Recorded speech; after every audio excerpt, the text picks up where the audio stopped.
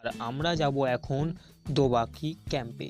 Boat ছাড়ার কিছুক্ষণ পর আমাদের 10টার খেতে দেওয়া হলো। আর 10টাতে যেটা খেতে দেওয়া হয়েছিল সেটা হলো মুড়ি, ঘুগনি আর একটা সেদ্ধ ডিম।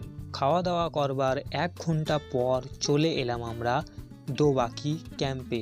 সুন্দরবনে 3 দিন আমরা যত জায়গায় ঘুরেছি তার মধ্যে থেকে এই দোবাকি ক্যাম্পটা হলো সব থেকে ভালো জায়গা, কারণ এটা হলো সুন্দরবনের ভিউ পয়েন্ট। এটা হলো দোবাকি ক্যাম্পের ব্রিজের ওপরে একটা লাইট হাউস। আর এখান থেকে ওপরের ভিউটা তোমরা দেখতেই পাচ্ছ, অসাধারণ ভিউ। আর সুন্দরবনে এসে তুমি দোবাকি ক্যাম্পের এই ব্রিজটার উপরে যখন হাঁটবে, এর চেয়ে ভালো ভিউ তুমি সুন্দরবনে কোথাও পাবে না। এটা হলো দোবাকি ক্যাম্পের এক্সিট এবং এখান থেকে আমরা সোজা চলে যাব কৈখালিতে